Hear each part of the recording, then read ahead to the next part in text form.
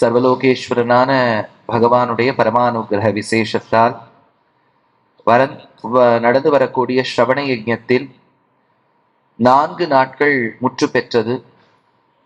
அதுல சீதா விவாகத்தை முதல் நாளும், அயோத்தியா காண்டத்தின் முக்கியமான பகுதிகள் 2வது நாளும், விஞ்சிய பாதுகா பட்டாபிஷேகத்தையும், சீதையை எப்படி அபகரித்தான் ராவணன் என்கின்ற அந்த கதாபாகத்தையும் 3வது நாள், நேற்றைய நாள்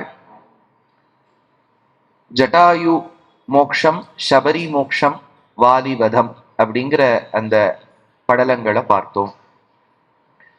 இன்றைய தினம் பகவத் கிருப்பையால், ஆச்சாரிய கிருப்பையால் சுந்தர காண்டத்தை சொல்ல வேண்டும் என்பது நியமனம். சுந்தர காண்டம்ங்கிறது ஒரு கற்பக விருட்சம், காமதேனுங்கிறது தெரியும்.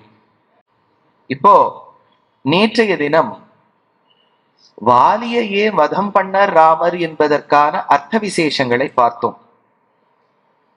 கிஷ்கிந்தா காண்டத்திலே கொஞ்சம் பகுதி விட்டு வச்சிருக்கோம். இந்த குழந்தைகள்லாம் தினம் ஒரு போர்ஷன் வச்சுக்கோ, இதை படிக்கணும்னு. ஆனா பாவம் முடியாது, அதால இதை நம்ம கொஞ்சம் பாக்கி வச்சு நாளைக்கு படிக்கலாம். அந்த மாதிரி ஒரு அசட்டு குழந்தைன்னா இந்த உபன்யாசத்துல இதை சொல்லி முடிக்கலாமான்னு பார்த்தா, நம்ம சொல்ற தோரணையை வச்சு பார்த்தா அது கொஞ்சம் கொஞ்சம் கொஞ்சம் கொஞ்சம் பேலன்ஸ் வந்துட்டே இருக்கு. அது கிஷ்கிந்தா காண்டத்துல சில பகுதி விஞ்சி இருக்கு. அதை சட்டுன்னு முடிச்சுட்டு நம்ம சுந்தரகாண்ட பிரவேசம் செய்யலாம்.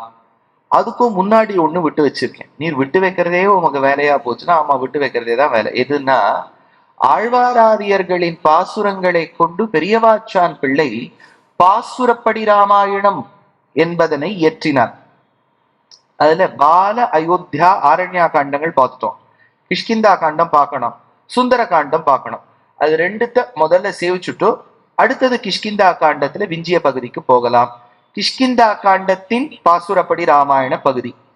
வனமருவு கவியரசன் தன்னோடு காதல் கொண்டு மராமரம் 7 எய்து உருதெழு வாலிமார்பில் ஒரு கணை உருவ ஓட்டி கருத்துடைய தம்பிக்கு இன்பக்கதிர் முடி அரசளித்து வானர கோனுடன் இருந்து வைதேகிதனை தேட விடுத்த திசை கருமம் திருத்தி திரள் விளங்கு மாருதியும் மாயோன் தூதுரைத்தல் செப்ப.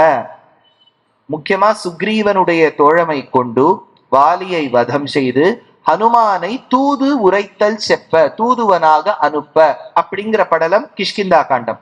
அதே பெரியவாச்சான் பிள்ளையின் பாசுரப்படி ராமாயணத்தின் சுந்தர காண்ட பகுதி.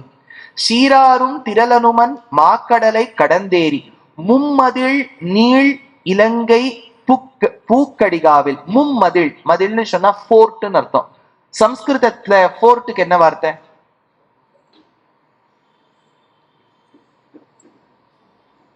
கோட்டை. அது நம்ம தமிழ் கோட்டை. மதில், மதில்னா வால்னு அர்த்தம். வால்னா ஒரு கோட்டை மாதிரி. அது சரி. சம்ஸ்கிருதத்துல என்ன வார்த்தை தெரியுமோ? துர்கான்னு பேர். ஞாபகம் வச்சு, துர்கான்னு சொன்னா சம்ஸ்கிருதத்துல கோட்டைன்னு அர்த்தம். பின்ன சிவனுடைய பத்னி அம்பாளுக்கும் துர்கான்னு பேரே. ஏன்னா அவ கிருஷ்ணருக்கு காவல் இருந்தாள். ஏன்னா கிருஷ்ணரை மதுராபட்டினத்திலேன்னு கோகுலம் அமிச்சுட்டு அவ இங்க அண்ணாக்காக காவல் இருந்தாளோன்னு ஒரு மதில் மாதிரி இருந்தா, அதனால துர்கான்னு பேர் அவளுக்கு. கர்நாடகத்துல ஒரு இடமே இருக்கும் கர்நாடகால, என்னன்னா ரொம்ப அழகிய கோட்டை, சித்திரதுர்கான்னு பேரு. கேள்விப்பட்டிருக்கா? சித்திரதுர்கானா அழகிய கோட்டைன்னு அர்த்தம். அதனால துர்கானா கோட்டை, மதில்னா சுவர், அதுவே கோட்டை. மும்மதில்னா 3 விதமான கோட்டைகள் இருக்கக்கூடிய ஊராம் இலங்கை. ஜலதுர்க, வனதுர்க, கிரிதுர்கம் அப்படின்னு பேர் லங்காக்கு. சுத்தி ஜலமோனோ, லங்காவை சுத்தி ஜலம், அது ஒரு விதமான கோட்டை. சுத்தி ஜலம் இருந்துட்டானே எல்லாரும் எப்படி வருவா? முதல் கோட்டை.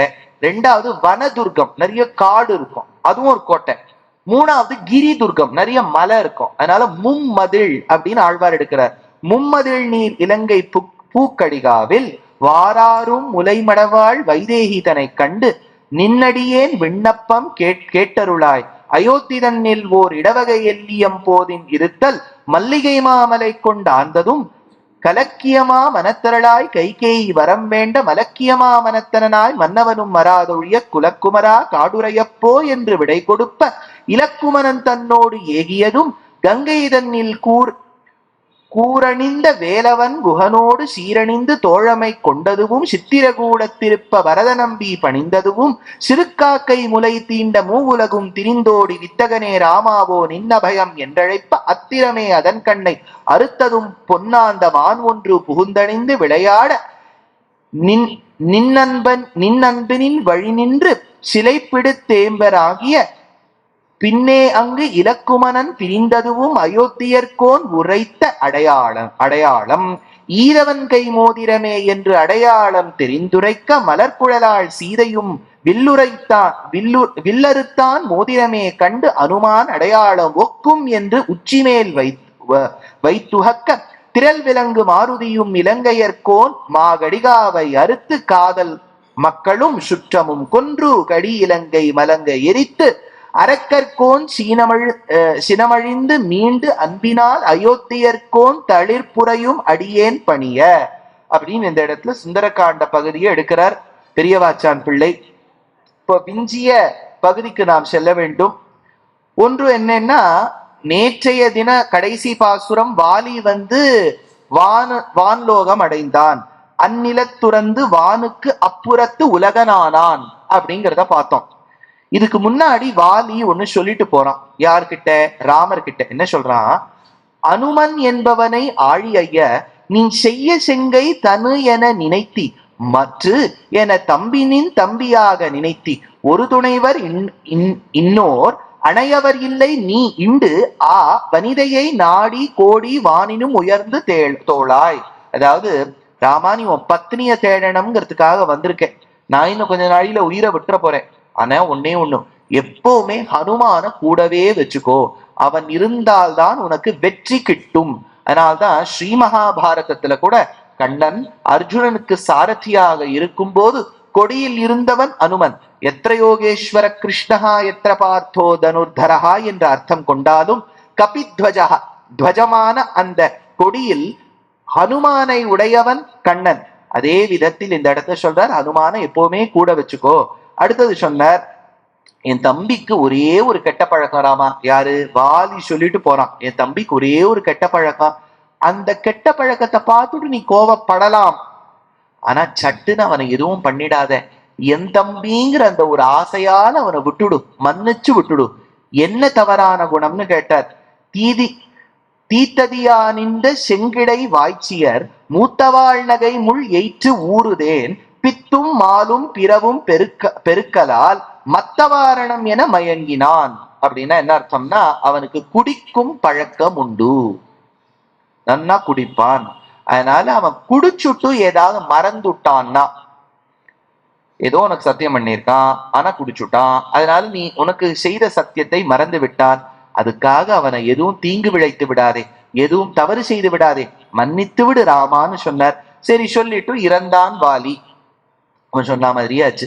என்னன்னா, சுக்ரீவன் ராமருக்கு உதவ வேண்டும். எப்படி ராமன் தன் சத்தியத்தை காப்பாத்த வாலியை கொன்று சுக்ரீவனை ராஜாவாக்கி சுக்ரீவனை தன் மனைவியோடு சேர்த்தாரோ, ருமா என்கின்றவளோடு சேர்த்தாரோ, இப்போ சுக்ரீவனுடைய வேலை உதவுவதற்கு. ஆனா அவன் வரவே இல்லாமன்னு சொல்லிட்டான். 4 மாசம் வெளியில வரவே முடியாது ராமா, மழை ஜோன்னு கொட்டுறது. சாதுர்மாசியம்னு பேர், நீங்க கேள்விப்பட்டிருக்கலாம் தெரியல. துறவு அறம் பூண்டவர்கள் சன்னியாசிகள் அந்த 4 மாசம் வெளியில பொதுவா போகமாட்டா. மழை காலத்துல போகாத காரணம் என்னன்னா, மழை வரும்போது பூச்சி பாம்பு அதெல்லாம் பூமி ஓட்டையிலேருந்து பூமிக்கு மேல வந்துடும். அதை இவ நடக்கும்போது மிதிச்சுட்டான்னா உயிரினங்களை கொன்றதற்கு சமம். அதனால 4 மாசம் நகரவே மாட்டான். அதனால சுக்ரீவன் சொல்லிட்டாரு, என் குரங்கெல்லாம் இப்ப தேடாது, அது சைனஸ் ப்ராப்ளம் ரொம்ப ஜாஸ்தி, மழையெல்லாம் இதுக்கு ஜுரம் ஜலதோஷம் எல்லாம் பிடிச்சி விட்டா என்ன பண்றது, 4 மாசம் பொறுத்திருக்க வேண்டும் ராமான்னு சொன்னார். அதனால ராமனும் லக்ஷ்மணனும் ஒரு மலையின் குகையின் வாயில் இருக்கும் போது 4 மாசம் ஆச்சு ஆச்சு ஆச்சு. இந்த வாலி கிட்டே இருந்து பார்த்துட்டே இருக்கார், சுக்ரீவன் கிட்டே இருந்து ஏதாவது மெசேஜ் வருதான்னு. நெட்வொர்க் எல்லாம் நன்னாதான் இருக்குது, 4 கோடு 5 கோடு காமிக்கிறது, ஆனா ஒரு மெசேஜ் வர மாட்டேங்குது. வாட்ஸ்அப்ல எல்லாம் என்ன, நான் ஒரு மெசேஜ் அனுப்பிச்சா ஒரு டிக், அவருக்கு போய் சேர்ந்து கொடுத்தோம்னா 2வது. அவர் படிச்சுட்டாருன்னா என்ன, நீலதோயித மத்தியஸ்தா வித்யுல்லேகேவ பாஸ்வரா, நீளமா மாறிடும். அதனால அந்த காலத்துல மெசேஜ் அனுப்பும் போது அவர் சொல்லிடலாம், அம்சேடா இப்போ அம்சேள் பிடிக்கவே இல்லையே அப்படின்னு சொல்லிடலாம். இப்ப அப்படியெல்லாம் இல்ல, படிச்சுட்டேள் 10:34 ப்ளூ கலர் வந்தது நேக்கு, நீங்க தான் இருந்த வீட்டுல படிச்சிருப்பேன்னு சொல்லிடலாம் பாருங்க. இப்ப ராமர் அனுப்புறார், Sugriva how are you, a gentle reminder, please, hi, hello, hurray எல்லாம் அனுப்புறார். ஒன்னும் பதிலே இல்ல. அப்ப லக்ஷ்மணன் கிட்ட சொல்லி அனுப்புறார், லக்ஷ்மணா நீ போய் பார்த்துட்டு வா. இப்ப லக்ஷ்மணனுக்கு எப்பவுமே சண்டை போடுறது ஒரு வழக்கம், ஏதோ சொல்லி வேற அனுப்பிச்சுட்டார். போச்சு, லக்ஷ்மணன் நன்னா போரடிந்த ஒரு ஆதிசேஷன் அரவம் போல் செல்கின்றார் லக்ஷ்மணர் இளைய பெருமாள். அங்கு என்ன செய்து கொண்டிருந்தார் நம்ம தலைவர், நம்ம சுக்ரீவர் அப்படின்னா அது பெரிய விஷயம். அவருடைய பெட்ரூம் வாசல்ல பிரைவசி ப்ளீஸ்னு போட்டிருக்கு, டு நாட் டிஸ்டர்ப். அனுமான் அங்க தவம் செய்து கொண்டிருக்கின்றார். இப்ப லக்ஷ்மணன் வரக்கூடிய திருஷ்யம் கோலத்தை பார்த்துட்டு குரங்குகள் எல்லாம் திராகி திராகின்னு ஓடித்தான். அப்படியே விஷஜ்வாலைகளை எப்படி பாம்பு கக்குமோ அந்த மாதிரி பனாமண்டலங்கள், 1000 பனாமண்டலங்களோடு கூடிய ஆதிசேஷனை ஒத்த திருமேனியோடு கூடிய இளைய பெருமாள் லக்ஷ்மணன் செல்கின்றார். பார்த்தோன்னா குரங்கெல்லாம் ஓடிடுச்சு. நம்ம கூட்டத்து தலைவர்கிட்ட போய் சொல்லிடலாம்டா அப்படின்னு சொல்லிட்டு நேரம் வந்து ஹனுமான் கிட்ட போகுது. ஹனுமான் தவம் ராம் ராம் ராம்னு தவம் பண்ணிட்டு இருக்க. ஹனுமாரே பார்த்தேன்னா ராமரோட தம்பி என்னமா வந்துட்டு நீங்க தான் பண்ணுங்க. அப்பதான் ஹனுமான் என்ன பண்ண, டக்குன்னு எழுந்தார். கேலண்டரை பார்த்தார். கேலண்டரை பார்த்தா 4 months எல்லாம் ஆயிடுச்சு. ஐயோ நம்ம தலைவர் ஏன் இப்படி பண்றாரு அப்படின்னு சொல்லிட்டு நேர போனா அங்க பெட்ரூம் வாசல்ல to not disturb, privacy please அப்படின்னு போட்டிருக்கு. சுக்ரீவனுடைய எக்ஸிக்யூட்டிவ் பிரசிடென்ஷியல் ஸ்வீட், அது அவனுடைய பெட்ரூம், அது வாசல்ல போட்டிருக்கு. சோ கதவை தட்டி தட்டி பார்த்தார் ஹனுமான். என்ன, நான் தான் ஹனுமான், ஹனுமான் வந்திருக்கேன் தெரியறதா, நான் ஹனுமான் வந்திருக்கேன், அஞ்சனா பிள்ளை தெரியறதா என்ன. உள்ள அவர் என்ன இல்ல இளைய பெருமாள் வந்திருக்கார், நீங்க சத்தியம் பண்ணி கொடுத்தாளே 4 மாசம் ஆன உன்ன உதவு வேணும்னுட்டோ இன்னும் உதவ மாட்டேங்கிறேன்னா, லக்ஷ்மணர் ரொம்ப கொந்தளிச்சு வந்திருக்கார், வாங்கண்ணா.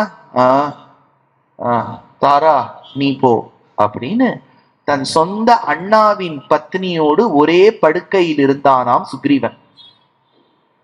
எடுத்தா ஏன் சார், வாலி தன்னுடைய தம்பி வைஃப மட்டும் கடத்தி வச்சுட்டார், ராமர் வந்து தண்டனை கொடுத்துட்டார். இவர் தன்னுடைய அண்ணாவுடைய ஒய்ஃபோடு கூட ஒரே படுக்கையில இருக்கார், ஏன் ராமர் போய் உதவல? கரெக்டா, கேள்வி கரெக்டா இருக்கா பாருங்க.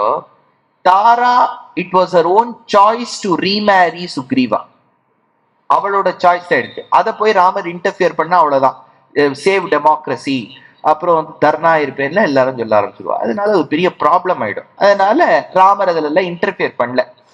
இப்ப தாரை ஒரே படுக்கையில் இருந்தால் நீங்கள் எப்படி தவறு கூறலாம்னா, அவர் மறுமணம் செய்தாருங்கிறதுக்கு ஒரு சான்று இருக்கு. சுந்தரகாண்டத்துல சுக்ரீவன் வந்து இன்ட்ரடியூஸ் பண்றான். அப்ப இன்ட்ரடியூஸ் பண்ணும்போது ராமர் கிட்ட என்ன சொல்றான், ஒரு குரங்கை பார்த்து, இந்த குரங்கு பேரு சுஷேணன், என்னுடைய மாமனாருங்கிறான். சுஷேணர் தாராவோட அப்பா. இவன் மறுமணம் செய்து கொள்ளாவிடு எப்படி அவர் மாமனார் அவர்? எடுத்தா ஒரே படுக்கையில இருக்கா தாரா. இப்ப அவளும் குடிச்சிருக்கா. இது எப்படி இருக்கு பாருங்க, டிசம்பர் 31 ராத்திரி மாதிரி இருக்கு 2 பேருக்கும். இப்போ அவ எழுந்து வரா. ஏன்னா சுக்ரீவன் எவ்வளவு குடிச்சிருக்கானோ அவனால எழுந்தே வர முடியல. இப்ப தாரா எழுந்து வரா. அத வால்மீகி வர்ணிக்கிறார். சாப்ரஸ்கலந்தி மதவிக்வலக்ஷீம் பிரலம்ப காஞ்சி குணஹேம சூத்ரா சலக்ஷண லக்ஷ்மண சந்நிதானம். வார்த்தையை கவனிங்கோ. நான் பாடும்போது அவன் நடந்த கோலத்தை எப்படி பாடினேன், லக்ஷ்மணனை சொல்லும் போது எப்படி சொன்னேன்? ஏன்னா வீட்டுக்காரர் இறந்து ஒரு 4 மாசம் கூட ஆகல, அவருடைய தம்பியை மறுமணம் செய்து கொண்டு குடித்து ஒரே படுக்கையில் இருந்தவள் தாரை எங்கே? நகைகளை ஆபரணங்களை ராமனிடத்தில் காண்பிக்கும் போது ராமன் இது சீதையதா, லக்ஷ்மணா இதை தேடிப்பார்னு சொல்லும் போது லக்ஷ்மணன் சொன்னானாம், என்னால வங்கி பார்த்தா தெரியல, அட்டிகைய பார்த்தா தெரியல, தோட பார்த்தா தெரியல, மாட்டலை பார்த்தா தெரியல, ஒட்டியானத்தை பார்த்தா தெரியல, சீதா மாதாவின் நூப்புறமா இருக்கக்கூடிய அந்த மெட்டிய பார்த்தா மட்டும் தெரியறது இது சீதை தானுன்னார். இப்ப ராமர் கேட்டார், மெட்டி மட்டும் தெரியறதே, பாக்கி ஆபரணங்களை பார்த்தா சீதைதான்னு தெரியலையே நீ லக்ஷ்மணா அது எப்படின்னு கேட்டார். லக்ஷ்மணன் சொன்னார், அம்மாவான சீதைய நான் தினம் காலில் விழுந்து சேவிப்பேன், சேவிக்கும் போது மெட்டி தெரியும், அதுக்கு மேல நான் நிமிர்ந்து அவளை பார்த்ததில்லை. மதனிய அம்மாவா தெய்வமா பார்த்த லக்ஷ்மணன் எங்கே? சொந்த வீட்டுக்காரரின் தம்பியை கல்யாணம் செய்து கொண்ட தாரை எங்கே? அதனால அவ லக்ஷ்மணன் இடத்துக்கு அவ நடந்து வந்தாளாம். தாரை எப்படி நடந்து வந்தார் வால்மீகி? சா பிரஸ்கலந்தீன் அப்படின்னா இந்த ட்ரெஸ்லயே இப்ப ரோப்ஸ் ஒண்ணு கிடைக்கிறது பாத்திருக்கா? நீ பெரிய டெக்ஸ்டைல் கிளாஸே எடுப்பீர் போல இருக்கேன். அது ஒரு மாதிரி இந்த ஸ்விம்மிங்கெல்லாம் போயிட்டு வந்தா ஒரு கோட் மாதிரி போட்டுப்பா, நடுவுல ஒரு இதெல்லாம் இருக்கும் பாருங்க. இப்ப பிபிடி எல்லாம் இருந்தா நான் காமிப்பேன், போட்டோ எல்லாம் இங்க காமிக்க முடியும். இங்க நடுவுல வந்து ஒரு ஒரு கயர் மாதிரி கட்டிப்பா, ரோப்ஸ் மாதிரி இருக்கும். அது அந்த காலத்துல ப்ராம் பார்ட்டிக்கெல்லாம் போட்டுப்பா கொலோனியல் பீரியட்ல. அந்த தாரா வந்து அவசரத்துல அதை போட்டு வந்துட்டாலும் அந்த ட்ரெஸ்ஸ. அப்ப அதுல இடுப்புல போட்டு இருக்கிற அந்த ரோப் கொஞ்சம் லூஸா இருக்கும். சாப்ரஸ்கலந்தீன் மதவிஹ்வலாக்ஷீன், கண்ணெல்லாம் பார்த்தா செவந்திருக்கு. பிரலம்ப காஞ்சி குண ஹேமசூத்ராம், வால்மீகி வர்ணனைய பாருங்க. பிரலம்ப காஞ்சி குண ஹேமசூத்ராம், ஹேமன்னா என்ன? கோல்டு. ஹேமசூத்ராம்னா அந்த காலத்துல என்ன பண்ணுவாங்கன்னா கோல்ட நன்னா இடிச்சு அரைச்சு பொடியா பண்ணிட்டு இங்க டாட்டூ மாதிரி போட்டுப்பான். புதுசு புதுசா சொல்றீங்க சுவாமி, டாட்டூலாம் அந்த காலத்துல உண்டான்னு கேட்டா எப்பவுமே டாட்டூலாம் உண்டு. ஜெர்மனி இஜிப்சியன் சிவிலைசேஷன்ல கூட அந்த காலத்துல பாரோஸோட வைஃப்ஸ் எல்லாம் அப்படிலாம் போட்டுப்பான்னு இன்ஸ்கிரிப்ஷன்ஸ் எல்லாம் சொல்றது. அதனால அவ கையில டெம்பரரி டாட்டூ, ஒரு நாளைக்கு பெர்மனன்ட் டாட்டூ கிடையாது, டெம்பரரி டாட்டூ அந்த மாதிரி கோல்டுல போட்டுப்பாளாம். அதை வந்து சுக்ரீவன் தழுவும் போது கலைஞ்சிருக்கோம் இல்லையா, கலைஞ்ச ஹேமசூத்திரத்தோட வந்தாளாம். பிரலம்ப காஞ்சி, காஞ்சினா ஒட்டியானம்னு அர்த்தம். அவ ஒட்டியானம் வந்து லூஸா இருக்கான். என்ன சார் இதெல்லாம் இமேஜின் பண்ணி பார்க்கறதுக்கே ஒரு மாதிரி இருக்கே சார். அப்படிதான் வால்மீகி வர்ணிக்கிறார். சாப்ரஸ்கலந்தி மதவிஹ்வலக்ஷீம் பிரலம்ப காஞ்சி குணகேம சூத்ராம் சலக்ஷணா லக்ஷ்மண சந்நிதானம். லக்ஷ்மணனோட சந்நிதானத்துக்கு வந்தா, எப்பேற்பட்டவன் லக்ஷ்மணன், அவனை தேடி வந்தான்னு தியாகராஜரை பார்த்து எல்லாரும் கேட்டா, உமக்கு நன்னா பாடுறீர், நன்னா பாடுவார் தியாகராஜர், திருவையாறுல இருந்தவர். சர்ஃபோஜிலாம் சொன்னா, I will give you monthly salary, come to மீனா. அவர் வரமாட்டேன்ட்டார். ஏன் யாருன்னு கேட்டா, ராஜா கிட்ட எல்லாம் வேலை பார்த்தா அவரெல்லாம் புகழ்ந்து பாட வேண்டும், அது ரொம்ப கஷ்டம் தியாகராஜருக்கு. ராமனை புகழ்ந்த வாயால் இந்த சாதாரண ராஜாவெல்லாம் பாடுவேனா, எனக்கு எந்த விதமான நிதியும் வேண்டான்னார். பின்ன உனக்கு என்ன வேணும்னா, எனக்கு ராமனுடைய சந்நிதி வேணும்னார். நிதி சல சுகமாராமுனி சந்நிதி சேவ சுகமா நிஜ முகபல்குமனச நிதி சல சுகமா. அப்பேற்பட்ட லக்ஷ்மணன் இடத்துக்கு இவ வந்தா, லக்ஷ்மணனை பார்த்தா. ஏன்னா லக்ஷ்மணன் கொந்தளிச்சு நிக்கிறான்னு அவனுக்கு தெரியாது. அவன் என்னதான் சுக்ரீவன் வருவான். சுக்ரீவன் ரொம்ப சாமர்த்தியமா என்ன பண்ணிட்டான், தாரா வந்துட்டான். தாரா இந்த மாதிரி கொஞ்சம் ஹாஃப் ட்ரெஸ் தான் வந்திருக்கா. அப்படி பார்த்த உடனே லக்ஷ்மணனுக்கு பாவம், அவளை பார்த்த உடனே ஒரு மாதிரி வெக்கம் வந்துருது. ஏன் இந்த மாதிரி வந்திருக்காளே. அதை கம்பர் வர்ணிக்கிறார். எப்படி வர்ணிக்கிறார் பாருங்க. தாமரை வதனம் சாய்த்து தனு நெடுந் தரையில் ஊன்றி மானியர் குழுவின் வந்தான் அம் என் மைண்டன் நிற்ப. நல்ல தாமரைய ஒத்த முகமா லக்ஷ்மணனுக்கு. அவளை இந்த கோலத்துல பார்த்த உடனே தலையை கீழே ஊன்றி, அதாவது தலையை கீழே குனிஞ்சுட்டார். எப்படி குனிஞ்சுட்டார்? அதுக்கு கம்பர் சொல்றார், ஒரு மாப்பிள்ளைக்கு 10 மாமியார் இருக்கிறான்னு வச்சுக்கோங்களேன். 10 மாமியார ஒன்னா சேர்ந்து வந்துட்டா அவர் எந்த வெக்கத்துல கீழே தலையை குனிவரோ அந்த வெக்கத்துல லக்ஷ்மணன் கீழே தலையை குனிஞ்சான் சொன்னார். மாமியர் குழுவின், ஒத்தியில குழு, ஒரு பெரிய குரூப்பே இருக்கு, அதுல வந்து மருமான் போல் அப்படின்னா. இப்ப வந்த உடனே கிம் கோப மூலம் மனுஜேந்திர புத்திரன்னு வால்மீகி சொன்னார். தாரா கேட்டாளாம், ஏண்டாப்பா லக்ஷ்மணா, நீ காட்டுல இருக்கிறவனாச்சே, ரொம்ப படிச்சவனாச்சே, நல்லவனாச்சே, இப்படி நீ கோவப்படலாமாப்பா? யார பார்த்து கேள்வி கேட்கிறா பாருங்க.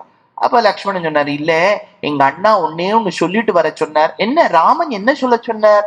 இல்ல சுக்ரீவன் கிட்ட சொல்ல சொன்னார், உங்க அண்ணா வாலிய ஒரு உலகத்துக்கு அமிச்ச ஒரு கதவை திறந்து இன்னும் அந்த கதவை மூடலேன்னு சொல்லுன்னு சொல்லி அமிச்ச அப்படின்னார். அதுக்குள்ள ஹனுமான் என்ன பண்ணிட்டார், சுக்ரீவனுக்கு போய் நன்னா வாஷ் பேசன் கிட்ட போய் நன்னா ஃபேஸ் வாஷ் எல்லாம் பண்ணி ஃப்ரெஷ் ஆக்கி அவரை கொண்டு வந்துட்டார். அப்ப சுக்ரீவன், மன்னிச்சுடணும் ஆஞ்சநேயரே, லக்ஷ்மணா, நான் குரங்குகளை எல்லாம் அழைத்து கொண்டு வரேன், மலை கிட்ட வரேன். ஏன்னா ராமர் இவனுடைய ராஜ்யத்துக்கு வரமாட்டார், பட்டின பிரவேசம் பண்ண மாட்டார் ராமர்.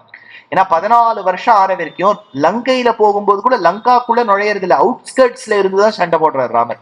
தர்மோ விக்கிரகவான், தர்மத்தை ஃபாலோ பண்ணுவார் இல்லையா. தப்பு பண்ணியிருக்கோம், 7 நாள் 7 வருஷம் 4 வருஷம் ஜெயிலுக்கு போனோம்னா ஜெயில இருக்க கஷ்டங்கள்லாம் அனுபவிக்கணும். ஜெயில இருக்கக்கூடிய ஸ்பெஷல் ஃபெசிலிட்டிஸ் எல்லாம் யூஸ் பண்றதுக்கு என்னன்னு அக்ரஹாரா ஜெயில. அதனால தப்பு பண்ணா கஷ்டப்படணும். அதனால இந்த இடத்துல குரங்கெல்லாம் கூட்டுட்டு சுக்ரீவன் சொல்றார், குரங்குகளே நான் உங்களை 4 டீமா பிடிக்கிறேன். Team A, team B, team C, team D. ஒன்னு நார்த்துக்கு போகும், ஒன்னு சவுத்துக்கு போகும், ஒன்னு ஈஸ்டுக்கு போகும், ஒன்னு வெஸ்ட்டுக்கு போகும். ஈஸ்ட்ல போகிற குரங்கெல்லாம் கேட்டுது, நாங்க ஹெலிகாப்டர்ல போனா லேண்ட் பண்ண விட மாட்டாளே அப்படின்னு கேட்டுது. அதெல்லாம் பரவாயில்ல, நீ பீகார் வழியா அப்படியே லேண்ட் ரூட் வழியா போயிடு அப்படின்னு ரொம்ப ஸ்ட்ராட்டஜிக்கா சொல்றேன். இப்போ தெற்குல போகிற குரங்கெல்லாம் பாக்குறாரு, இதுதான் உஸ்மான் ரோட், இதுதான் அவினாஷி ரோட். அவினாஷி ரோட்ல இந்த இடத்துல டேர்ன் பண்ணு, அந்த இடத்துல டேர்ன் பண்ணுன்னு சொல்றாரு. எல்லா குரங்கும் ஆச்சரியப்பட்டு போயிடுது. நம்ம தலைவர் பாருடா சுக்ரீவன், மேப் அப்படியே பிரமாதமா தெரியுது. அவினாஷி ரோட்ல எங்க டேர்ன் பண்ணணும், எது 1 வே எது 2 வே, உஸ்மான் ரோடுக்கு போ, அங்க நகை கடையா இருக்கும் அப்படின்னு சொல்றது. அது சொன்ன உடனே ராமரே கேட்டுவிட்டார், சுக்ரீவா உனக்கு இவ்வளவு தெரு பெயர்லாம் தெரியறதே எப்படிப்பா, உத்தர கூட இவ்வளவு எல்லாம் தெரியாதே. ஒண்ணு இல்ல ராமா, இந்த தெரு வழியா எங்க அண்ணா வாலி என்னை துரத்தி இருக்கார், அதனால இந்த தெரு பேரெல்லாம் நான் ஞாபகம் வச்சுட்டேன் நான்.